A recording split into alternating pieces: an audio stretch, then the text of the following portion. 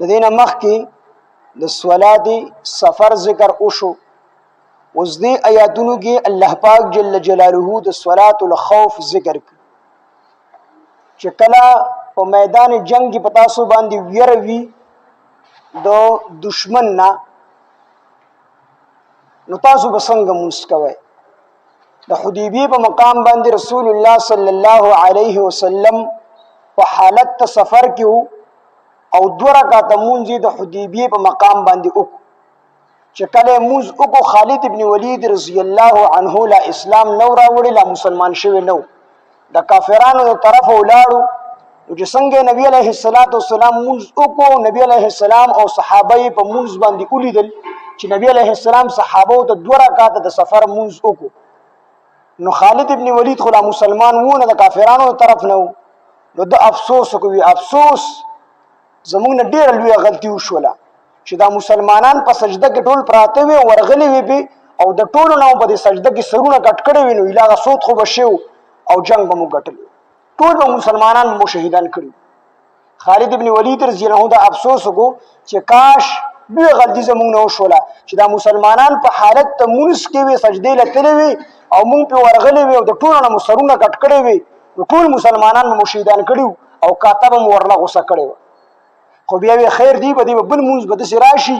چې د مونځ وخت به پکې راشي او دی به مونځ باندې ودرېږي، نو چې څنګه دی په سجده باندې پرېوځي مونږ به پې ټول ورشو او په تورو به د ټولو نه په حالت ته سجده کې سرونه کټ کړو. جبریل علیه السلام په دغه ټیم کې راغی او رسول الله صلی الله علیه وسلم ته د صلات خوف حکم راوړ چې په میدان جنگ کې ستاسو نه د دشمن د طرف نه ستاسو نه ویره وي، نو بیا به مونځ څنګه کوئ؟ نو هغه چل ورته الله پاک جل جلاله په دې آیاتونو کې ښودلی دی چې طریقه دا ده چې یوه ډله به په امام پسې ودرېږي، 2 ډلې به شي،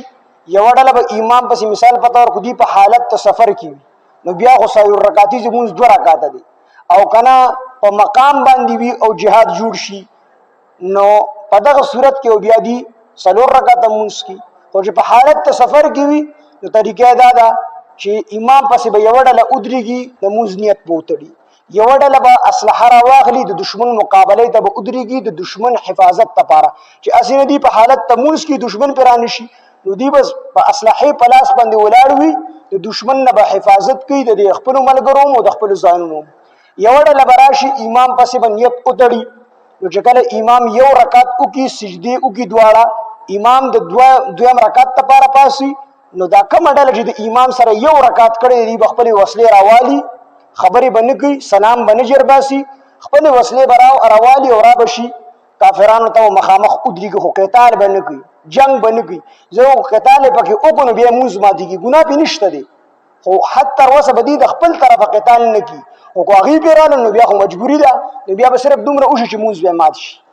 چې قتال یې وکړي، چې قتال یې نه دی کړی نو دوی په حالت ته مونځ کې دي. نو یوې ډلې 1 رکعت د امام سره وکړو، دا لړه ودرېدله د دشمن مقابلې ته، د دشمن حفاظت ته، د خپلو ملګرو د خپل ځان حفاظت کوي. دا 2مه ډله چې کومه ړومبی دا به راشي امام پسې به امام سره په 2م رکعت کې شریک شي، نو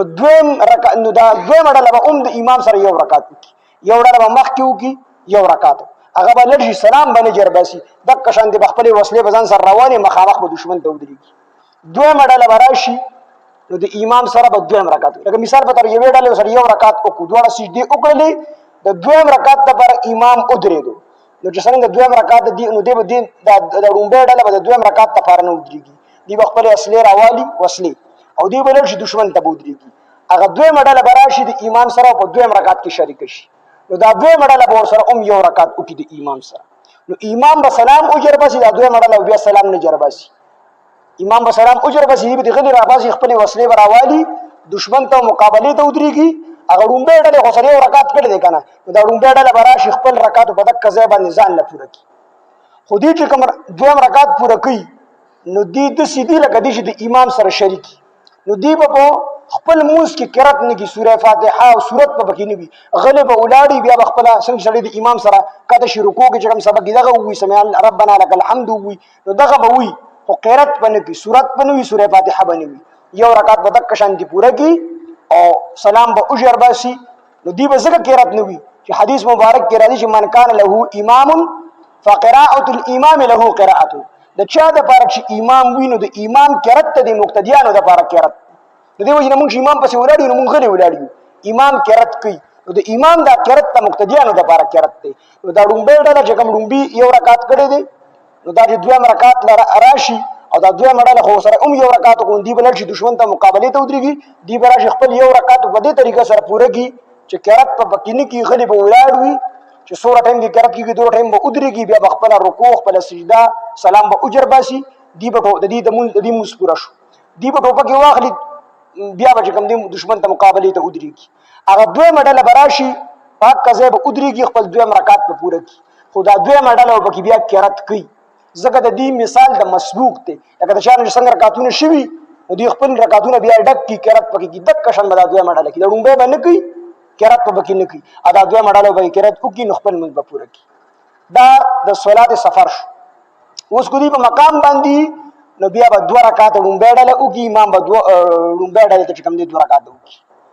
او بیا هغه چې دوه رکعات پوره شي نو غي بلل شي انور دوه براشي نو غي بیا د امام سره دوه رکعات پر بیا دوه رکعات او کو د ماخام منځوي نړمبه ډله ته امام دوه رکعات وکي نو هغه چې لږ مقابله ته ودرېږي نو هغه دوه مډال چې راشي هغه بیا یو رکعت وکي نور طریقې هم دک کوم چې ما ذکر کړل نو دې طریقې سره بدی منځ کې د امام سره خدا په هغه صورت کې چې په کوم صورت کې کم خلق وای چې ټول خلق غواړي چې موږ یو امام پسې منځ نو صحابه ټول غوښته چې موږ نبی عليه السلام پسې منځ او کنه جدا جدا ډله جوړیږي یو ډله ودرېږي ځان له موږ او کې حفاظت یو امام پسې بیا هغه لږ حفاظت ته ودرېږي دوه ډله راشي هغه خپل امام مخ کې نو بیا هم ټیکتا خو بیا د صلات الخوف نشي ویلي نو دا په هغه صورت کې چې په کوم صورت کې ټول خلک وایي چې موږ په یو امام پسې منځ ځکه چې امام څومره نیک وي دومره د مونږ ثواب زیات وي څومره چې ګڼه زیات وي دومره چې کوم دی د مونږ ثواب زیات وي د دې وجه نه نبی عليه الصلاه والسلام حدیث مبارک دی فرمایي چې اسفروا بالفجر فانه اعظم للاجر تاسو د سحر د مونږ رڼا کوي مطلب لیټ کوي ځکه چې د اجر ډیر زیات دی د سحر مونږ چې څومره لیټ وکړل شي د دومره اجر دی خو دومره لیټ نه چې دوار پر راوخی نو چې څومره لیټ شي نو پدې کې اجر زیات دی اجر پکې زګ زیات دی چې دې کې بخلک ډیر شي چې څومره ګڼه زیات دی دوره پکې کوم دی اجر ثواب